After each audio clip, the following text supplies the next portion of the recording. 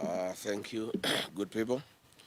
Tonight I travel to the United States of America for several weeks to engage Kenyans living and working in the United States and the diaspora ahead of the August 10 general elections. But before I leave, it is my duty to bring to the attention of the people of Kenya on several issues of concern that affects the well-being of our nation. One is the harassment of small-scale gas traders sanctioned by William Ruto.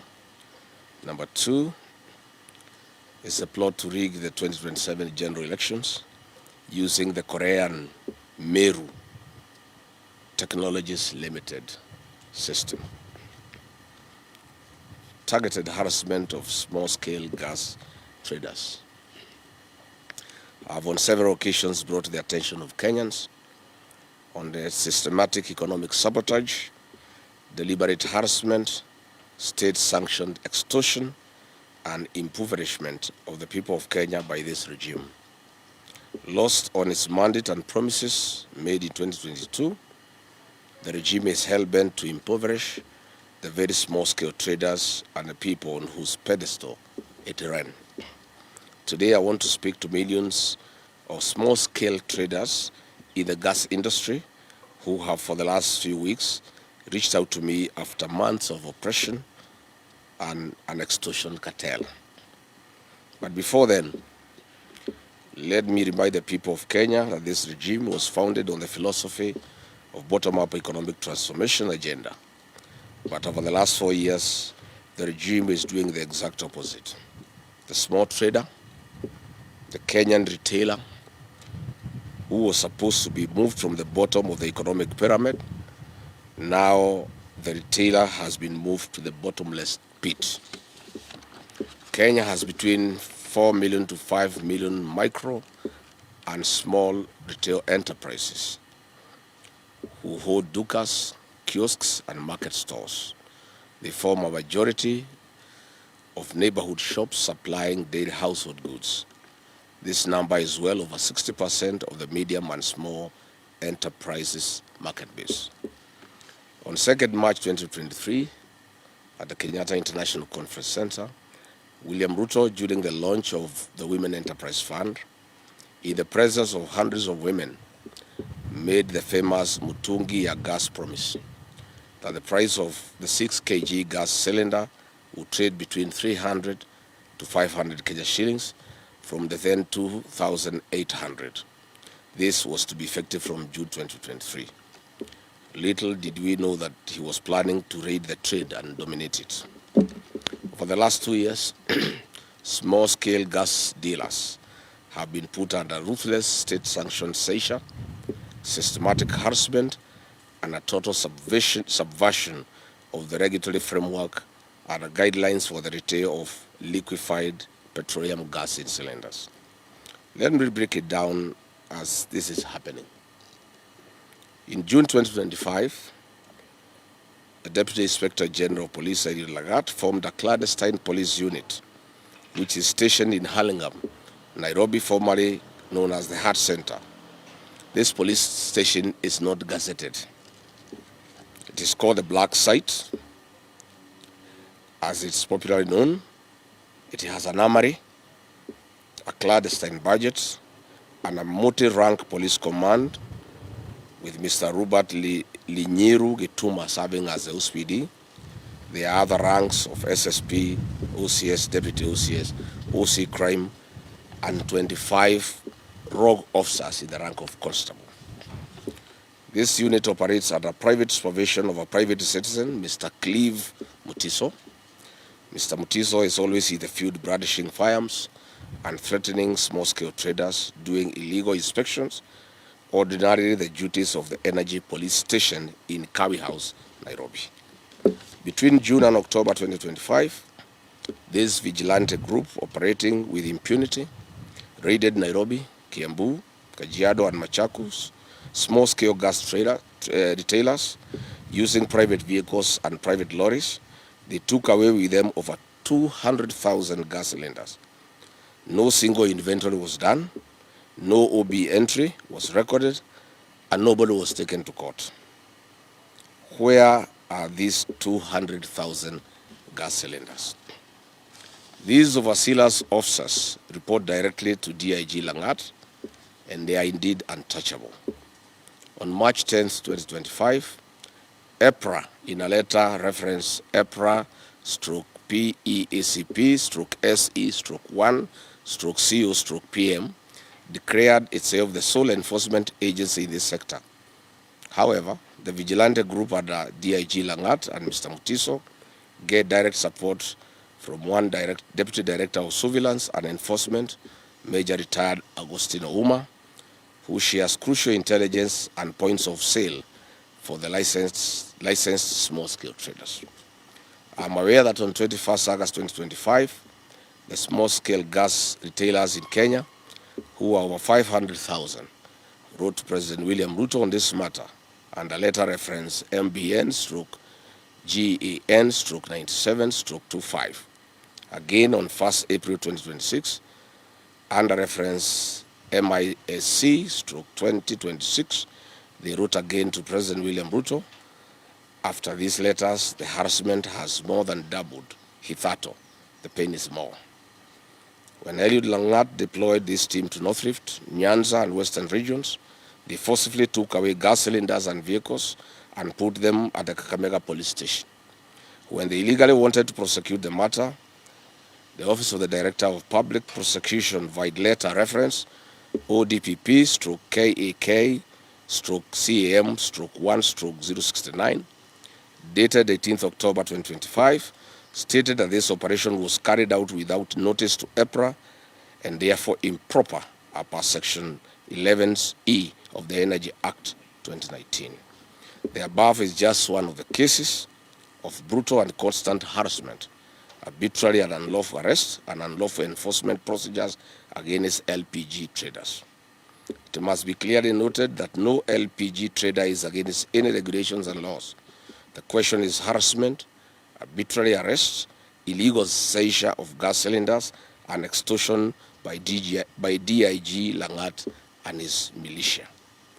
We note that when the current acting EPRA DG, one Dr. Okech, is seemingly overcompromised and accomplice or not in charge of EPRA, the raids have been intensified by Mr. Cliff Mutiso and DIG Eliud Lagat. We have evidence that the seized gas cylinders are channeled to private and upcoming LPG enterprises owned by politicians and other state actors. One of these farms is in Kitengela, and Kenyans saw these gas cylinders during the Olkalau by-election, and your guess is as good as mine on who owns this enterprise. The people of Kenya had over 500,000 traders of LPG gas demand as follows: that the inhuman treatment and physical assault of small-scale traders by this vigilante group be stopped immediately, and the black site in Hurlingham, the illegal police station, be shut down forthwith. Number 2, legal action be taken against Mr. Mutiso, Deputy Inspector General Eliud Langat, the command of this ungazetted police station, at the 25 clandestine rogue police officers. Number 3, the 200,000 gas cylinders seized before they returned and to the affected traders compensated as per the law. Number 4, the rogue EPRA officers led by Major Retired Agostino Uma and the Acting Director General Ketch be investigated and prosecuted for abuse of office and subversion of regulations. 5, that the legal framework and guidelines in the trade of liquefied petroleum gas be observed and followed to the letter. Finally, we are adequately informed that this LPG gas harassment of small gas traders has more than it meets the eye. William Ruto, through Ashirami Synergy, a company closely associated with him, wants to introduce a deal like the petroleum's G2G ragtag to completely drive out other players and free market in the LPG sector. We are also aware of other commercial interests of William Ruto in the LPG sector. 1, he owns Surge Energy Limited, a leading manufacturer of gas cylinders in Kenya, situated in Kitengela. This is where The gas cylinders for Olkalau were repainted and repackaged for distribution in Olkalau. 2, he owns Taifa Gas, a 45,000 metric tons liquefied petroleum gas, LPG import and storage terminal at the Dogo Kudu Special Economic Zone in Mombasa, now under construction. Mr. Ruto has given instructions to transfer the track and trace function from the regulator to e-citizen to allow the procurement and onboarding of the Laru, which he has purchased. 4, track and trace through e-citizens will undertake the digital tracking of gas cylinders in the market. This contract is being awarded to Dilaru, and we all know that William Ruto owns Dilaru. Mr. William Ruto, please leave small-scale traders alone. You have taken too much. And again, we kindly ask you, how much is enough? The Kenya Integrated Election Management System. Kenyans, you'll bear witness that I've spoken to the IBC chairman, Mr. Erastus Ethkon, in my capacity as a leader in this country and as a responsible citizen on several electoral matters. I've advised him that IBC has had image and trust issues, and the people of Kenya for a long time know that. I've taken the trouble further and reminded him of the 2007/2008 inactions and actions of the then ECK, Electoral Commission of Kenya, and the resultant chaos and mayhem in the country. Bwana Ethkon knows how controversial his appointment was and to whom he pays his allegiance to. Nevertheless, the country has 55 million Kenyans. Mr. Ethkon has a choice to make: stand with Kenyans, the 55 million of them, or choose to burn this country. He lives around and he knows the people of Kenya. From the outset, Kenyans hold the view that his commission and himself are an appendage of William Ruto. And they are biased and do so to serve his political playbook. He has not spoken to this matter, and he will not, and you all know why. Mr. Ethkon is well aware that when he was named as IBC chairman, he lived in a rented apartment. Mr. Kimani Ichung'wah, the leader of majority, told a group of public officials that they procured a house for Mr. Ethkon in Karen at 200 million shillings. Mr. Ethkon is yet to respond to this matter. You are aware that on 11th August 2026, tender reference number IBC/OIT/01/2026-2027 for the supply, delivery, installation, testing, commissioning, support and maintenance of the Integrated Elections Management System, hardware, equipment and accessories was advertised and is to close on September 1st, 2026 at 10 a.m. You are all aware that Kenyans do not know is that the tender process and the result has already been preconceived and is awaiting rubber stamping to Miru, MIRU Systems Company Limited of South Korea.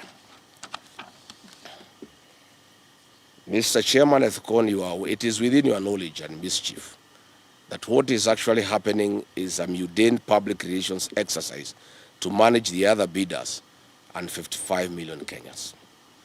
Mr. Chairman, you are aware that to facilitate this activity, IBC commissioners fired the procurement manager in IBC and installed a puppet to manage this tender. Mr. Chairman and your Vice Chairman, Fahima Arfat Abdallah, have been compromised as the drivers of this tender process against the concurrence and the wishes of the other commissioners.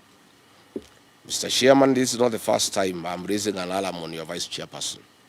You will recall that during the by-elections in Magarini last year, this same Vice Chairperson was largely involved in the malpractices, and I made the matter public. You did nothing about it. This confirms that she was holding your brief and that you are the appointing authority. Mr. Chairman, with your concurrence, the PS for Interior, Remo Domolo, the PS for Immigration and Citizen Affairs, Mr. Belio Kipsang, have held meetings with Meru Systems Company Limited of South Korea. They are in the process of giving to the company access to the country's voter registration database for integration purposes. But Kenyans are asking, who is Meru System Company Limited? This is a South Korean company with a very bad history of rigging elections across the world. Their global failures are well documented, having faced allegations of faulty technology in Argentina, Philippines, and the DRC, where they deployed their equipment and technology. In 2018, Meru Systems Company Limited supplied BVR kits to the Democratic Republic of Congo. Reports show that they delivered the election equipment 6 months late. Following the controversy, the South Korean government publicly distanced itself from this company. In the Democratic Republic of Congo, in 2023, election observers reported that up to 45% of polling stations experienced equipment malfunctions, and this potentially excluded 17 million Congolese from voting. Again in Congo, illegible voters' cards were used and actual voters were removed from the roll of voters. Following Congo's 2018 and 2023 polls, the U.S. Treasury Department placed election commissions, then President and 2 of his deputies under sanctions for undermining the democratic process of institutions. In 2024, in the Philippines, the mock elections conducted using Meru's technology encountered fatal flaws. Many organizations, especially human rights groups, rejected Meru's explanations, pointing to unresolved security and reliability issues. It is beyond discussions that Kenya would ever even imagine having such a vendor for our 2027 general elections. During the October 2024 parliamentary elections in Iraq's Kurdistan region, election monitors claimed that voting machines in up to 70 to 75% of stations malfunctioned by failing to properly record and transmit results. Iraq's Board of Supreme Audit raised red flags and warned the Election Commission about systems' credibility just days before the vote. Following the election, various political blocs in Iraq claimed the machines were hacked or manipulated, triggering widespread political tension and a mandated manual recount. The Meru plan in Kenya, as directed by William Ruto. Under the instructions of William Ruto, Meru Technologies has been instructed to prepare a new voters register and suppress voters from the following regions perceived to be against this regime. 1, Western Kenya; 2, Nyanza region, but in Kisii and Nyamira counties; 3, the Mount Kenya region; 4, Lower Eastern; 5, Nairobi; 6, Taveta and Namu; 5, Rift Valley in Nakuru, Laikipia, Kajiado, and Narok. We appeal to our development partners and embassies accredited to the Republic of Kenya to take note of this threat to Kenya's electoral democracy. The company should be banned and never allowed to manage any election or supply its equipment and technology to this country. I would like to challenge IBC to confirm if the technical specifications in the tender have not been specifically crafted and tailor-made around the profile of Meru Systems technology. The IBC must tell Kenyans whether this procurement process is in line with provisions of Article 227 of the Constitution and Section 60 and 61 of the Public Procurement and Asset Disposal Act. Further, we are asking, what was and is the role of the Cabinet Secretary for Mining, Ali Joho, and Vice Chairman of IBC Commissioner Fahima Arfat Abdallah in this tender process? Can IBC produce documentary evidence showing who drafted the technical specifications for tender number IBC/OIT/01/26/27, including all internal committee meetings, technical working papers, market surveys, approval records, and explain why the specifications mirror the capabilities associated with a single supplier identified in the market rather than being expressed as performance-based and vendor-neutral requirements. Before publishing the tender, what market analysis did IBC undertake to establish the multiple qualified manufacturers or system integrators could realistically satisfy every mandatory technical requirement, and how many suppliers were identified as capable of meeting the specifications without requiring exceptions or waivers? How come and why did the IBC formulate mandatory experience and qualification requirements that absolutely correspond with the operational history of Meru Technologies, instead of adopting proportionate, objective, and outcome-based eligibility criteria as required under the Procurement Act? And what technical justification exists for each restrictive qualification? What a clever coincidence, Mr. Ethicon. How come and why does the tender document contain numerous provisions requiring IBC to insert, specify, or determine technical standards later, which stimulously imposing rigid mandatory requirements elsewhere? And how can bidders prepare comparable and responsive tenders where essential specifications remain undefined or internally contradictory? Why did the IBC require a tender security of 30 million shillings while failing to disclose sufficient information regarding the quantities, commercial scope, estimated procurement value, or the budgetary basis necessary to demonstrate compliance with Section 61 of PPADA, and how are bidders expected to assess commercial risk under those circumstances? Finally, given that the Constitution requires procurement to be fair, equitable, transparent, competitive, and cost-effective, what safeguards did IBC implement during the drafting stage to ensure that no manufacturer's proprietary, architecture, certification profile, or product ecosystem, including that associated with the Meru systems, was embedded into the mandatory specifications in a manner that excluded otherwise qualified competitors? Kenyans should also be made aware that William Ruto's captured parliament has deliberately delayed the passing of the Elections Amendment Bill 2024 that contains provisions that touch on technology. Specifically, the bill proposes that the supplier of KIMS technology must grant IBC intellectual property rights and ownership over the system. Senate passed the bill, but it has been pending in the National Assembly. We all know why.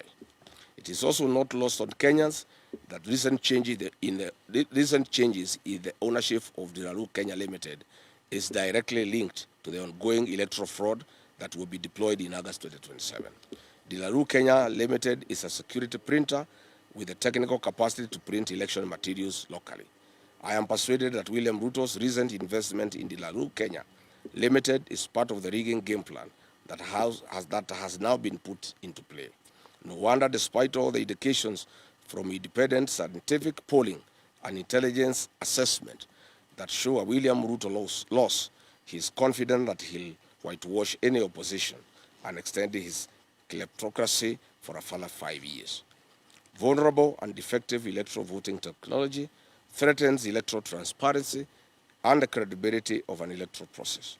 Any attempt to change the election management system technology less than 11 months to the 2027 general election is a recipe for failure and chaos.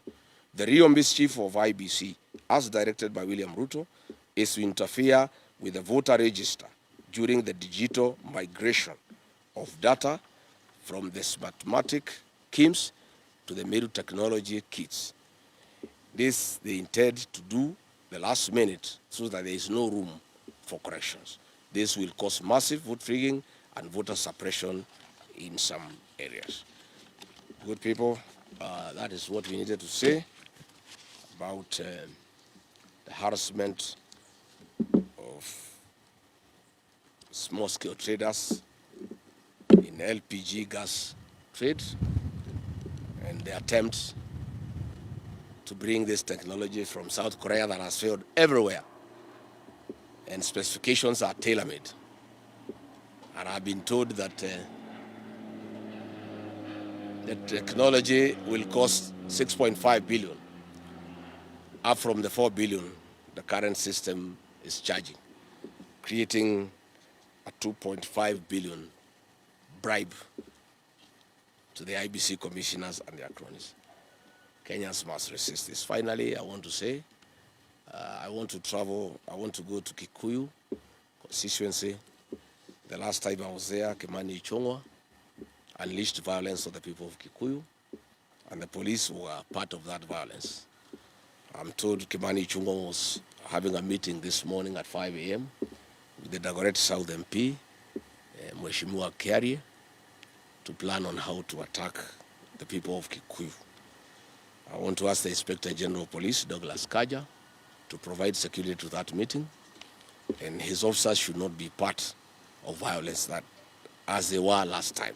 In fact, after goons were unable to attack our meeting the last time we were in Kikuyu, it is the police themselves who attacked our meeting. And I've been saying police have become goons. Kikuyu police station is a scene of crime. The OCS there, Mr. Mulwa, is a chief goon and works with Kimani Ichung'wah to cause violence against the people. So we'll be in Kikuyu this afternoon, and we ask the AG to provide security. We ask the OCS Kikuyu not to unleash violence against innocent people. Kenya is a democracy. To let people have their meeting and sell their agenda. After we leave, Kimani Ichung'wah can have another meeting tomorrow or the day after and sell his agenda. And Kimani Ichung'wah is also very busy. Coercing my church, the PCA, to go and meet William Ruto. He is trying to organize with the Secretary General of PCA 2,000 church leaders to go and meet William Ruto at State House to take bribes. They want 300 million to pay some loans the church owe, and each participant want to be bribed with some 20,000 shillings. So instead of raiding our meetings, take time to work on the PCA delegation. Go and mobilize PCA church leaders, take them to State House to be bribed. And we asking our PCA clerics as a member of the church, please just go and take the money. The matter is there. We as members will not be persuaded by yourself that even if William Ruto through bribery persuades you to back him and to support him, we as members of the church will not be moved, will not be persuaded. So good people, I want to thank you for coming. I know we were with you yesterday. I did not give this information because I didn't have the full details, especially on the IBC. It was very, very critical that Kenyans know exactly what is happening. So I want to thank you for coming. And I'll see you when I come back after a while. In the meantime, muendelee to tell Kenyans what is happening. I will be off completely myself. Viongozi wamejaa inchi, wakave vizuri, waeleze what is happening. Our Secretary General here will hold brief for me. When he calls you, please come so that he can keep the fire burning and we can continue telling the people of Kenya what is happening. Asante sana. Do you want to add something? Sasa? Yes. Yes.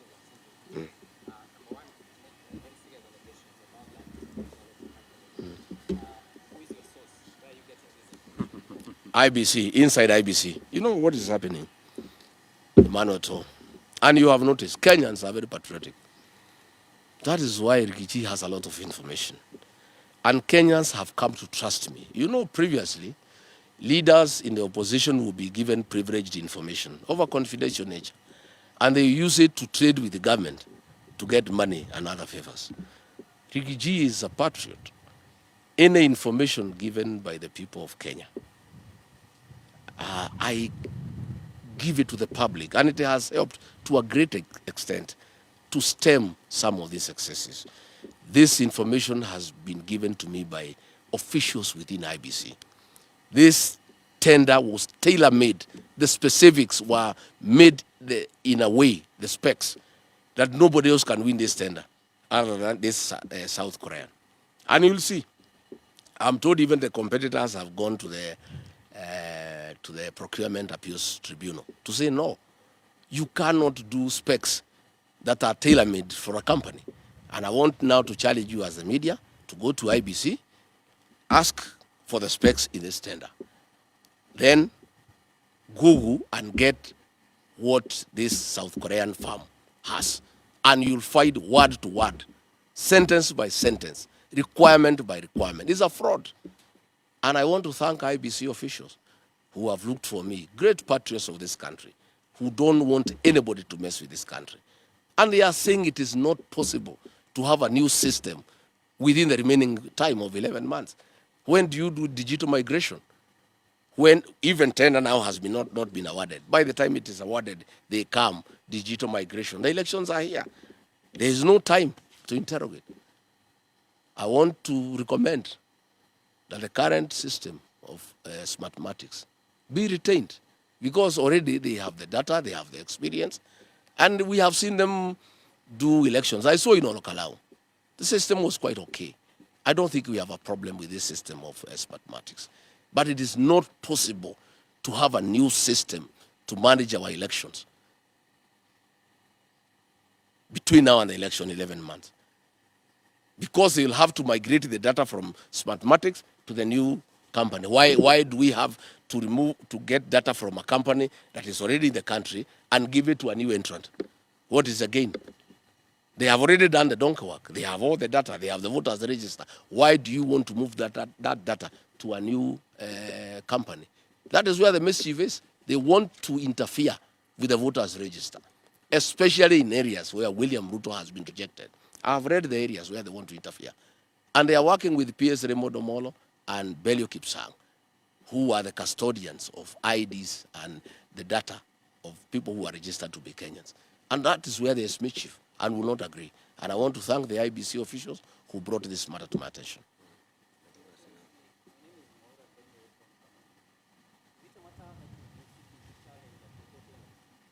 Yes, we'll see how it goes. If they insist of awarding this tender to this company, we'll challenge it, because it's not going to happen. We will not allow it.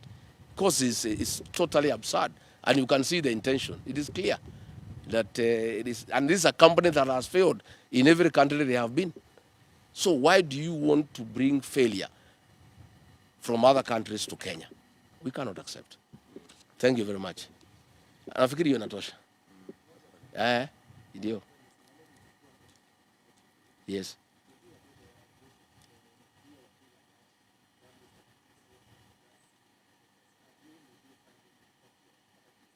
File to who? If DIG Langat is a suspect, you file to who? You can only talk to the Kenyan public. Utashitaki DIG Langat kwa nani? Yeye hata ndio mkubwa ya Kaja. Kaja is the IG, but he takes orders from Langat. Where will you report Langat? You know what happened in Central Police Station, where somebody is in court after he gave instructions. Nothing was done to him, alirudishwa kwa ofisi. So sisi kazi yetu ni kushtaki hao kwa raia. Lakini next year tutapeleka hao kotini. Lakini for now we report them to the Kenyan people. Asanteni sana, thank you very much. Asante. Natosha hiyo.